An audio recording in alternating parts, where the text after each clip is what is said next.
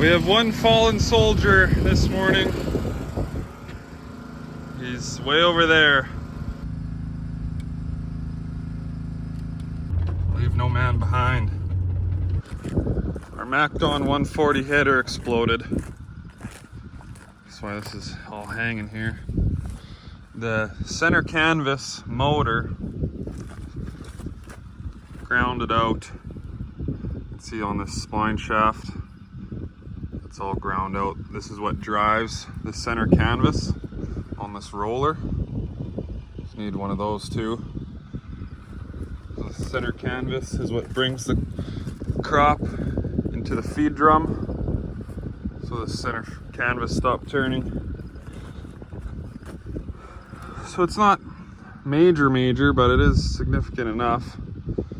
So my dad is just going to get parts, new motor,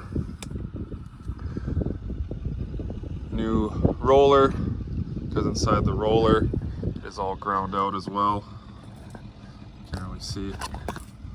Bearing should be okay on the other side of the roller, but I have to take all this apart, take this center canvas out in order to get to it. So yeah, you just see it's wasn't driving on much, and then it just totally stopped.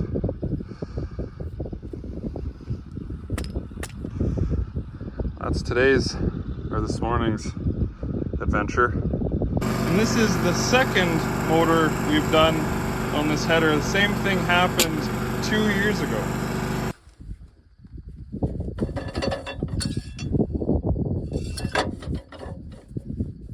I kind of thought on the FD2s that they beefed up this hydraulic motor, but I think it's exactly the same. But maybe that spline is a little bit bigger.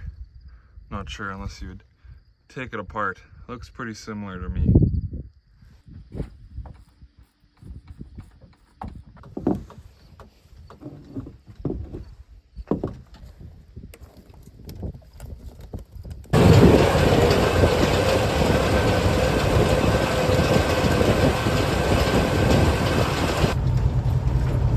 Well, we got that other header back up and running. John Deere sent a mechanic out. Took us a couple hours to get it all taken apart and reassembled. He's going there now. I'm just fired up. We didn't lose that much time fixing it because it was a little bit tough this morning and had to fuel up and empty trucks and stuff like that. Just lost a little bit of time yesterday afternoon when it broke, and it was a holiday, so couldn't really get parts yesterday. Labor Day Monday today, September 4th. Now hopefully this header stays together and everything runs good from here on out. I have about 2,500 acres of canola left. With the other header, had to take that canvas apart, change the motor, change the roller, and put it back all together. The toughest part is just getting that canvas back together because there's not a lot of slack. And then once that's together, test it, run it, make sure it's not wobbling all over the place. Let her buck. With one combine yesterday evening, it's kind of slow going, at least that's what it feels like. Did 60 acres with one combine. Our canola is okay, about 35 bushels on an average so far.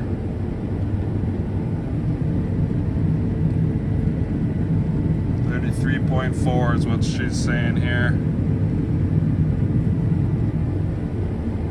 We got a couple of full loads here. I have a little bit of room. He does not have much room. He's got a little bit more because he did a headland pass.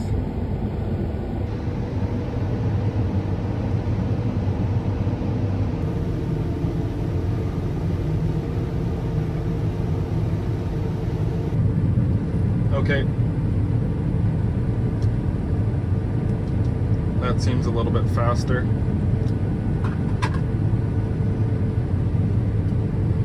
Just a smidge. The canola is getting heavier as we get off the hill. The average is coming up.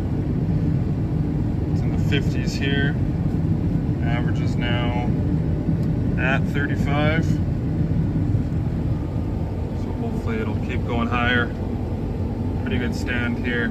It's feeding nice into the header. Good visibility with the triple reel. Going 3.5 mile an hour.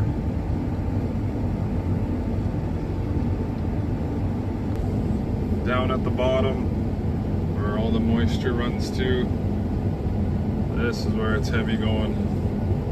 Down to 2.5 mile an hour.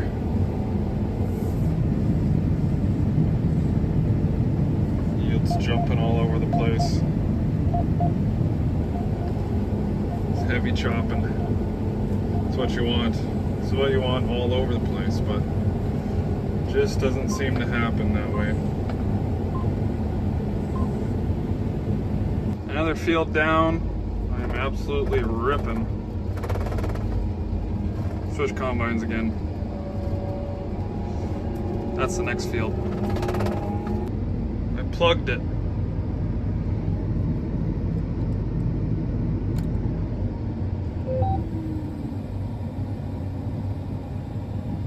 What the heck?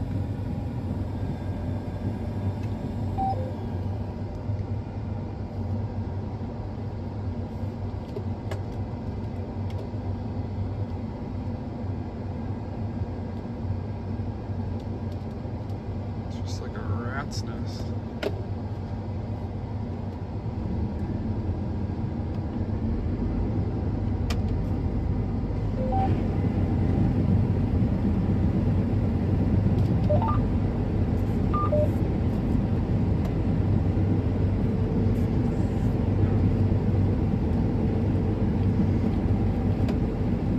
Usually don't plug with standing canola. I don't know what really happened, but with swaths, when the swather makes a big beaver hut and a big wad goes through, then it plugs quite often.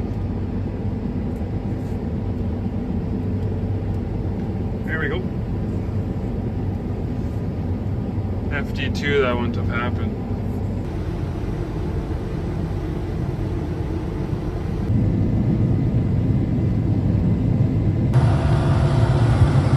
Down to +4 tonight.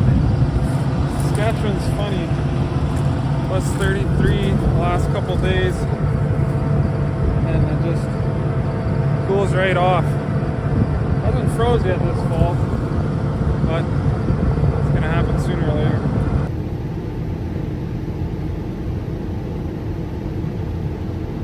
Night shift.